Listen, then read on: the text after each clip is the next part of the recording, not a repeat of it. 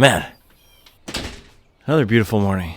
So the Topo Cyclone 2. This is another one where there's been a steady drumbeat of you gotta try this, you gotta try this, you gotta try this. And now today, we are finally gonna try this. So I'm excited because there have been a few shoes over the past few years that have been super enjoyable to run in for high-end speed. And I know you guys are obsessed with that Saucony Endorphin Speed 2 here with this soft and bouncy Power Run PB foam. And I never had the chance to run in this when this was the current model version of the Endorphin Speed. I came into it with the 3, which is a little bit of a different shoe. But my favorite shoe for faster running is this Adidas Takumi Sen. I love how this Light Strike Pro feels. It's got a super connected ground feel, a little bit of a narrower platform. And even though it has the rods and about 33 millimeters of stack here, it doesn't feel overly built up. It's a really simple shoe, similar to something like the New Balance Rebel V3, which you guys have heard me go on and on and on about the Rebel V3, right? And that's kind of what the Topo Cyclone is designed to do. It's designed to be a nice, simple shoe. Oh, look at this. Woo! It's designed to be a nice, simple shoe. And it's interesting because look at this Topo logo. I've never seen a Topo logo on top of a shoebox because this is going to be my first Topo shoe. Charlie is a big fan of the Atmos. She uses that for her everyday walks. She used it for a little bit of jogging when she was 9 months pregnant. Charlie's an absolute savage, by the way. But it's interesting that one of the top, most requested, most hyped up shoes is coming from this little small brand, Topo Athletic. It's not coming from Nike. It's not coming from Adidas. These guys have been doing some special things over the past few years. So before we open it, talking about Topo and what they offer, take a look at this here. The Topo difference. They're highlighting 3 things on the inside of this shoebox here, and I don't always get into the marketing copy, but I think it's helpful in this case because Topo is not as well known of a brand. And so they're going to give the roomy toe box, so all of their shoes are about that anatomical fit, similar to Ultra. Secure midfoot and heel. I'm not exactly sure what that one means, but hopefully all of our shoes have that. But the second thing that's most important is the low heel to toe drop. I believe this is a 5mm platform. They got some 0mm shoes, and Ultra also has the 0 and low drop shoes, but Topo is coming for that game right now. And boom! Oh man, I was super excited because I knew that they dropped the all white, but I didn't know how fresh this guy was going to be in person. Man, look at that. We got the sun shining on the little Turkish moon crest there. That's not what it is, but I heard some people say it looks like the Turkish flag, which it does. But yeah, this all white that they dropped, this is crispy. So in hand, this foam is very similar to that Saucony Power Run PB. You can see it's got those same little beads throughout. However, the main difference in this guy here versus a lot of those other shoes on the market, and it's not necessarily noticeable looking at it, but the stack height is a lot lower than what we're used to running in right now. This guy is in the 20s. We got 28 millimeters in the heel back here and 23 up in the forefoot. So this is actually really similar to what we saw out of that New Balance Rebel V3. This guy was sitting at around 27.5 in the heel. And if you take a look at these guys from the top profile here, you can see they are very similar in terms of the geometry, how they have these slight rolls up here. Also just in terms of the general upper and vibe. They have the elf heel here on the New Balance Rebel V3, same thing on the Topo. And that Rebel V3 was my favorite shoe because it had a slight bounce to it, but also the ground feel, and it's lightweight enough and nimble enough to do faster running. But the foam was soft and bouncy enough in the Rebel that it felt like it punched above his weight class. So this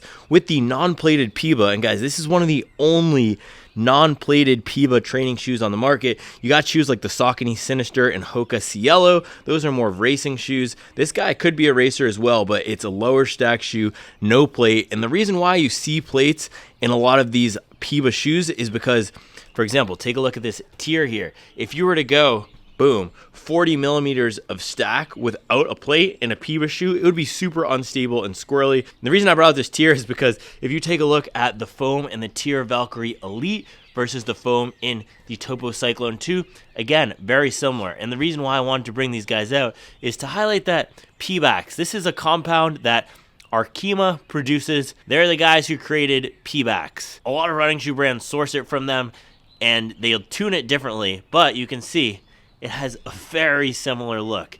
You can see these little beads throughout in the Tier Valkyrie. Same little beads throughout in the Topo Cyclone. And also I think it's funny that these two shoes just look super similar. If you're a fan of all white, clean looks, you could train in the Topo Cyclone and then race in the Tier Valkyrie. So this is Topo's lightweight speed training option. They are going to have another shoe coming out this year, the Spectre 2, which I know a lot of us are hyped about. That guy's going to have, I believe it's a 37 millimeter stack. It's something in the mid to high 30s of non-plated PIBA, which is going to be a super fun experience. I'm excited to see how that performs because, again, going without a plate in a PIBA shoe can get a little bit unstable. I'm hoping this gives some stability because it's a lower stack. Now, heading out to the bottom, we see a nice little bit of outsole rubber coverage. It's not the most comprehensive thing I've seen in the world. Also, if you take a look here, they got the Topo logo all throughout the bottom. That's pretty cool, or the word mark. But what is nice is we get full coverage extending all the way up the back of the platform, also to the sides of the platform here. Thankfully, it doesn't stop halfway up like we see with some other shoes. And then we do get the full forefoot here. And to shave weight, they've left the midfoot exposed, which is okay because that is not a high wear area. Now, if you take a look at how a shoe like the Rebel V3 lays the rubber out, it is very similar.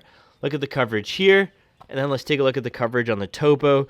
You can see these are nearly identical. So again, guys, Rebel was and is a very successful series of shoes from New Balance, and I think some of these other brands took this into the crosshairs. They got it in their sights and said, you know what, let's one-up them. Let's do this with PIBA. Let's give them a better foam, but let's keep that low stack, low drop beauty. And that's what we're getting right here in the Topo. Now, one thing that's a little bit different in the shoe that I was not expecting was the vibe of this upper here. It's a little bit more built up. It almost looks like there's a leather piece going up around here, which is a cool look. It almost looks like a baseball, like they cut open a baseball and use the outside of it on this upper, which is interesting. And then on the tongue here, we do have a good degree of padding. Let's take out this inside piece. If anyone knows what this inside piece is called, let me know. I'm sure there's a technical word for it. It's like a gibbiter or something. But yeah, more structure to the upper than I expected. We do have the toe cap here to add some structure up to the front. We got the rubber coming up here. And then we got the good old elf heel out here in the back. Gonna make it easier to slip on the shoe. And just so you guys can see the size, 10.5 US men's, made in China. This is something that I want to start doing. Made in China. A lot of the shoes right now are made in Vietnam. And then some of the bigger brands like Adidas, Nike, even Saucony with some of their shoes. And I guess Topo is still making them in China. Then insole here. I know you guys ask me about this all the time. Let's see. Is it removable?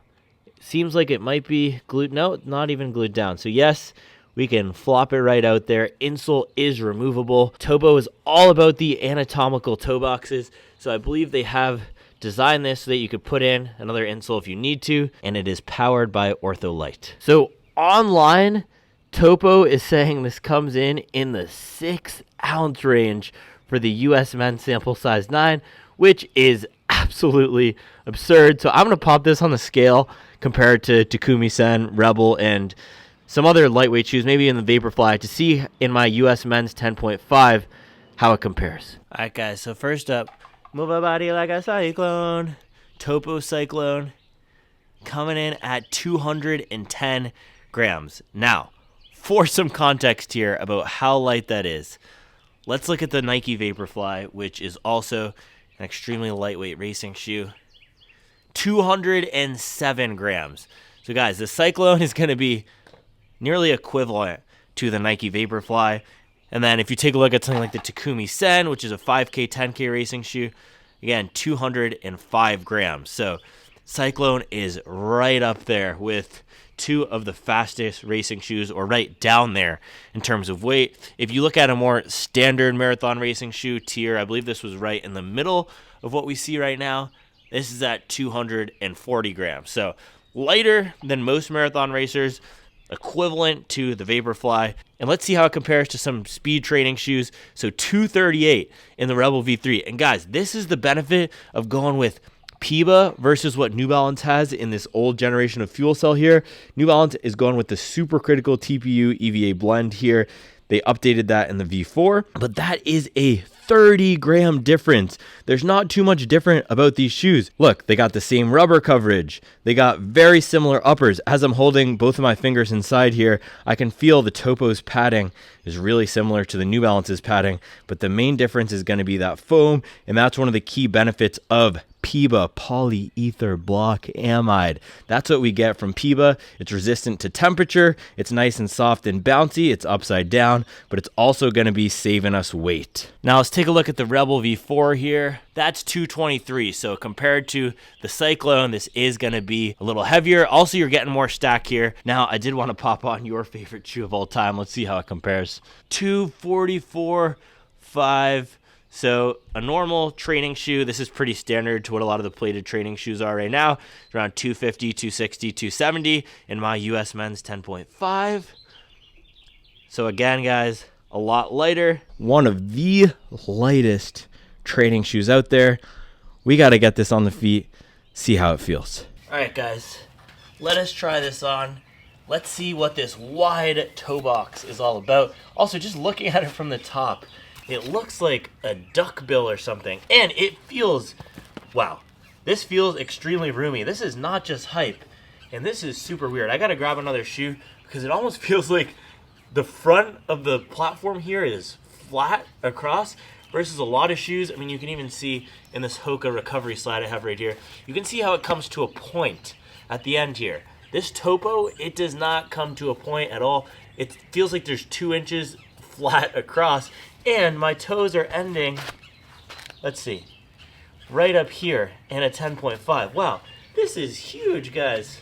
Huge, absolutely huge. So if we compare it to the Rebel V3 and V4, you can see this guy has also a nice forgiving toe box, but it doesn't feel as exaggerated, as aggressively spacious as we get in this Topo Cyclone. Yeah, it feels like I got flippers on my feet, not in necessarily a bad way, but very roomy. Let's do a quick fit and feel versus the Rebel V3. So Rebel V3, I actually have in a size 11 here, and I have even more room in the Topo Cyclone 2. My foot is ending at right about, I'll show you on this one, my foot is ending right about right here, before this white toe cap here, versus in the Rebel, I'm going almost up to that toe cap, and it feels a little bit lower volume. The other thing that we're getting here, which I didn't notice at first, is you can see not only does the midsole curve up, but the upper itself curves up. It's more noticeable on the inside. So you can see at the end of the toe cap, rather than tapering down and off, it's popping up, and you're getting more vertical room here. And so if you look at what the Rebel does, you get a little bit of that, but it's just a narrower toe box altogether. It feels like Topo over-exaggerates how much volume you get here. It's tall. That's what I can tell you. It's tall, especially compared to another shoe like the Rebel, which is a decently roomy shoe. This is not a tight shoe, but overall the Cyclone just feels a lot more forgiving. Yeah, and same thing with the tongue here. We got a good degree of padding, and this is overall a super comfortable fit. Man, one thing I'm noticing is the laces here as I'm tying them up. These are the thickest laces I think I've ever tied. It gives it a more, I don't know, premium vibe. I don't like using words like that. It gives it a luxurious feel. I don't like that word either. It makes you think they put some effort into choosing the laces. That's what I'll say. We like effort here on this channel, and that's what it feels. It feels like they put effort into everything here. The upper feels padded, the tongue feels padded. So overall, it is a very comfortable fit. Now, I gotta get 14 miles this morning, and I'm not gonna do that all in the Cyclone. What I wanna do with the Cyclone is test it for some fast threshold repeats. So I'm gonna warm up in a different shoe, because we're gonna do a 100-mile review of a different shoe that I know you guys are super excited about. Then I'm gonna come back here, lace up these guys, and we're gonna rip off some pace. So stay tuned.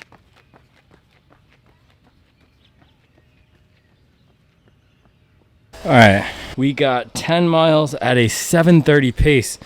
Feeling a little good this morning, and we also got people cutting the grass nearby, so I'm gonna pop down to the street to change into the Cyclone. Let's go. Man, spring has sprung out here. I'll keep saying this. I don't know if you can see that tree, those white flowers. We might have to run down to the other side of the neighborhood, get some glamour shots with the flowers, because it is beautiful. Now, it's interesting because The Nova Blast kind of felt like overkill this morning with the 10 miles, and they felt great the other day. But first 30 to 45 minutes, I was like, man, this is a lot of cushion. This is a lot of stack. I do not need all this. And then as we got into the run more, I was like, this is nice to have this much protection. But this feels, let me tell you guys, switching into the Cyclone now, this feels way lower to the ground. Oh man. Also, it's a much narrower shoe. And even though they do have the wider toe box, this is kind of interesting, right? They got the wider toe box up here, but I realized we got the sun the wrong way. Here. So wider toe box for sure, but the platform is a lot narrower, especially if we compare it to a shoe like the Nova Blast here. So look at that. Narrower. That's where you're gonna get some of those weight savings in the Cyclone, is even though you do got the wide toe box, you got a little bit of a narrower base. So plan for this run is to get 3 miles in at half marathon to threshold pace. So anywhere below 6:20 will be good for these, but working down to 5:40 would be ideal. Now I'm doing this in the neighborhood, which is extremely hilly. For me, I know some of you guys are beasts with elevation gain, but for me, if I do my normal little loop here, there's 70 feet of elevation gain if I just go around here and do this mile loop. I think I might run down the hill here and go down to this super flat area, and we'll get the 3x1 mile there, and then we can come up and do the wrap up. All right, 9:57 part 2, let's go.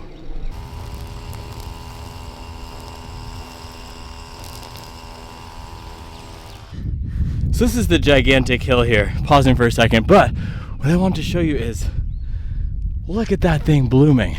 Now I was reading this poem to Mace last night. I think it's called The Prayer of Spring. It's by Robert Frost. And he's talking about the orchard white. That's so bright, it's like nothing else you can see during the daytime. It's white like a ghost at night. That's exactly what these flowers look like in spring, man. It's a great poem, look it up if you haven't. These shoes, these are also bright as the orchard white. All right, this is pretty flat here, so I think we're just gonna use this to cruise, do the 1 milers right here. I'm gonna go up here, pop down into the corner, do half a mile there, and then half a mile back.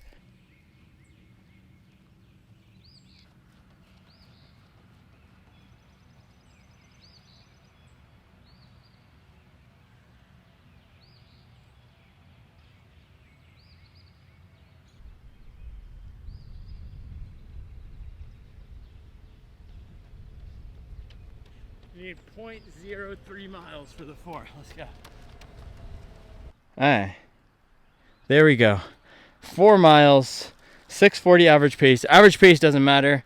First mile we were at 6:03, second mile 6:08, last mile dropped it down to about a 5:58. Everything I had there. Man, this high mileage right now is absolutely crushing me. We gotta walk back up to the house to do this analysis, but man, these are my favorite days of the year. Pop out like this. Hey guys, I am so glad I did not try to be a hero and do the 10 miles aerobic in these, and I decided to go for the Nova Blast instead, because the Nova Blasts are just so much more protective. Like I said, I wasn't quite feeling the Nova Blast at some points, but I said this during the long run review. The same qualities that kind of make the Nova Blast an annoying shoe at times are also what make it a great shoe. And that's why I talk about trade-offs so much. Huge stack of foam, clunky, awkward, not great for walking. Also extremely protective, comfortable, and if you're gonna be on your feet for more than an hour running, this is one of the best options out there. This guy, float like a butterfly, sting like a bee, baby. All right, guys, 3 threshold / half marathon pace miles in the crispy orchard white Topo Cyclone 2. Robert Frost would be proud. This thing is beautiful. Anyway, guys, I am super happy that I did my warm-up in the Nova Blast 4, because this thing is not protective. Now, that's not what the purpose of the shoe is, but I do want to look at this two different ways, right? I want to see where this fits in within the overall running shoe market in the broadest sense, and then we can look at it just within the speed training category. So if we're looking at the speed training category, there are two main types of shoes that we have in 2024. Now, both of these shoes that I'm pulling out here are not 2024 releases, but you have a lower stack shoe like the Rebel V3, non-plated, and then a bit of a higher stack, more fun, bouncy, plated training shoe. This is the Saucony Endorphin Speed 2. They're on the version 4 now, but I want to bring this guy out here because this guy is your absolute favorite. And then Rebel V3, this is also a fan favorite. V4 is more of a daily trainer. So if we're thinking about the Topo Cyclone 2, the ride of this is fairly similar to something like the New Balance Rebel V3. However, for some reason, with the forefoot foam here, I know it's sitting at 23 millimeters, but maybe it was coming from that Nova Blast 4 right here. It did not feel like a lot of stack for me. It felt like less stack than the New Balance Rebel V3. I took this guy 16 miles, and even just having this on my feet for about 25 minutes today, and granted, I am in the highest period of my marathon training right now. I hit 117 miles last week, but this is giving me spring, summer shoe vibes. This is a fast shoe. It felt super lightweight, but within the overall speed training market, this is not a shoe that's gonna give you a lot of comfort. It's not a shoe that's gonna give you a lot of protection. So while Topo does have this nice roomy toe box out in the front, and yes, I had tons of room to fit my feet, it is a narrower overall platform here. So let's compare it to the new Rebel, the Rebel V4. If you look at the widths of these, and specifically in the forefoot, the Rebel is a lot wider, and where I like to compare is right at the top of the, what it would be the bottleneck part of the shoe right here. This is where you're gonna see the difference in width. The Rebel looks and feels a lot wider. And just thinking about the stack here, Rebel is only 24. This guy is 23 up here, but the Rebel again feels a little bit more protective. So the benefit of the Cyclone 2, we gotta wait for the trash to pass. Hold on. We are doing a location change. It's too loud. I can't hear myself think.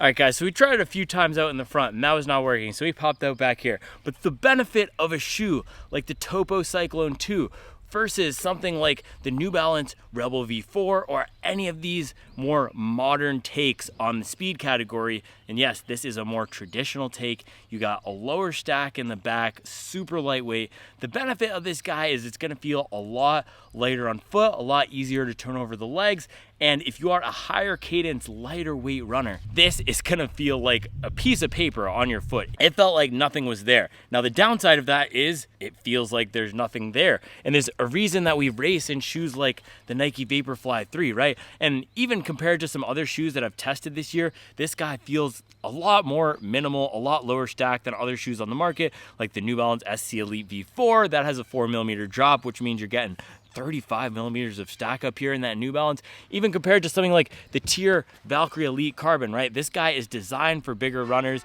It's got a little bit of a wider base. It's got some more support out in the back. The Vaporfly has that softer PIBA foam, similar to what we're seeing here in the Topo Cyclone 2, except in this Vaporfly here, you're getting that carbon fiber plate, and you're getting that near 40mm stack out here in the back. But the reason we race in these shoes is because it gives some more protection. So if you're gonna be on your feet racing or going at race paces for an hour or more, a shoe like the Vaporfly, if you are that light, efficient runner who turns over your legs super fast, higher cadence, a shoe like this is gonna be good for racing. And then the Topo Cyclone could be a really nice training partner to it. Now for me in the cycle of training I'm at right now, the Cyclone felt a little bit too minimalist, not enough stack, not enough protection for what I prefer. However, the PIBA is really fun. You do get that bounce, but as I was working my top end speed, it did not have the support that I prefer right now for faster running. And so if I were looking for a marathon training speed shoe and I didn't have the current shoes that I have, I would probably go for something like the Adidas Takumi Sen. So as I mentioned, there are two different ways you can look at this. You can look at this against those other speed training shoes like the Takumi Sen, like the Rebel V4, and then you can look at this for what it is. So the other way we can do this analysis is the Topo Cyclone 2 as a lightweight shoe, harkening back to what a racing flat might offer, or some of those early editions of the Saucony Kinvara, or even looking at this as a non-plated 5K, 10K racer, maybe even like the Streak Fly or Hoka Cielo, or a non-plated version of the Takumi Sen. So from that angle, this is an awesome shoe, and I really enjoyed it for ripping off that half marathon threshold style pace. It's not meeting me where I am in my training right now. I would run in the Hoka Cielo X1 if I could for all my runs at the moment, because I need as much protection as I can get pushing the peak mileage. Right now, it's all about aerobic fitness. It is not about high-end speed. And so wearing a shoe like the Topo Cyclone 2 all the time doesn't make the most sense for me. However, this shoe is a very important tool that we need to have in our toolkit. It's a little bit more flexible. It's not going to give you a ton of speed assistance. Yes, it does have the Piba foam in here, which gives a nice bounce, but it's still a shoe that makes you do the work of running. And so a shoe like the Hoka Cielo X1, or even the Nike Vaporfly compared to the Topo Cyclone 2, these kinds of shoes, these marathon racing shoes with the plates and the super bouncy foams, they give you a ton of speed assistance. This guy here does not give you a lot of speed assistance. You got to put some power in it to turn over the legs. Man, I just could not get any momentum going today. And typically, shoes like this that are a little bit less supportive, a little bit lower stack, don't work as well for me, but I like using them, and that's why I went exclusively to non-plated shoes last summer, because it builds leg strength. And right now, I am not in a leg strength building period of my fitness. That's where I'm gonna go back after my April marathon. When we get to the summer, we're gonna be hitting those heavy deadlifts at Snap Fitness at 5 a.m. on Saturday when no one's there. We're gonna be hitting those heavy squats, and I'm gonna be running a lot in shoes like the Cyclone 2 and some of these other lower stack shoes that really work your lower legs. And so if you are looking for a new shoe for track work, for fast interval or repetition workouts, this is going to be a great choice. And one thing I do want to mention is oftentimes we think of up-tempo shoes or speed training shoes. We lump them all together. Takumi Sen versus Magic Speed 3. Asics Superblast versus Adidas Boston 12. Saucony Endorphin Speed 4 versus Topo Cyclone 2. But these different shoes all have different capabilities, different skill sets, different qualities that will make them shine for different types of marathon training workouts. And if you're familiar with a Higdon plan, a Hansen's plan, or a Daniels plan, there's going to be a few different styles of marathon training workouts, of speed workouts that these different types of shoes will excel at. So your marathon race day shoe here, your Vaporfly, this is going to be best for marathon race pace workouts. Typically, you'll be going anywhere from 4 miles to, depending on how advanced your training is, you could go 12 to 16 miles, but this is tempo style, so tempo style runs are usually straight through, or you'll have little breaks in between. But any longer efforts, that's where these marathon race day shoes shine. And that's also where a shoe like the Saucony Endorphin Speed 4 or Adidas Boston 12 or SC Trainer V2, these plated higher stack training shoes shine. So those types of shoes are typically best for those longer marathon race pace workouts.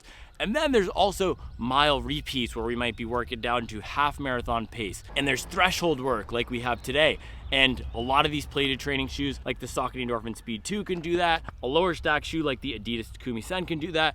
A shoe like the Topo Cyclone 2 also can do that. But where this shoe is going to be best is for that faster interval or repetition work where you're working down to 10K, 5K, maybe even mile race pace. And so those shortest, fastest efforts, that's what the Topo Cyclone 2 is gonna shine at. And so if you are working high mileage, that's where this is gonna find the best fit in your rotation and in those faster days where you're not spending a lot of time on feet. Now, I know a lot of you guys do prefer lower stack, lighter weight shoes for your daily miles. That is not exactly where I'm at right now. So I'm not gonna evaluate this as a daily trainer. And I would not suggest most people using this as a daily trainer, especially if you're training for a marathon. There's just much better, much more protective, supportive options out there. And part of the benefit of how much technology we have right now, these great foams that are a little bit more durable, more robust, feel great for these 3-hour long runs like I did in the Asics Nova Blast 4. Those are just going to be safer bets for us to run in consistently than something like the Topo Cyclone 2. But on those days where we want to challenge ourselves and work our fastest pace, that's where the Cyclone 2 is going to be great. So awesome shoe for running fast. It's not what I need in my life right now at this peak area of mileage, but it is good that I decided to run in this because I need to work this top end speed sometimes, and I don't get to do that all too often with marathon training. Sometimes we neglect speed, which is not great. But Charlie's pulling up right here. I'm gonna go hang out with her and the family. I'll see you tomorrow for another video. Let's time this up perfectly. I realized I forgot to weigh both shoes to make sure that we got a QA check. So right one is 210. Left one is, man, that is not good.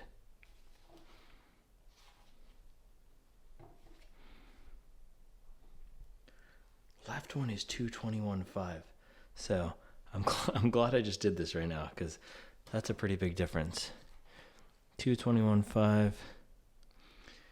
Yeah, 210 versus 221.5, and I did run in these already, but I don't think there's no big chunks of foam missing from either of them or anything, so that's just a little bit of a weird difference. It was not noticeable on feet though.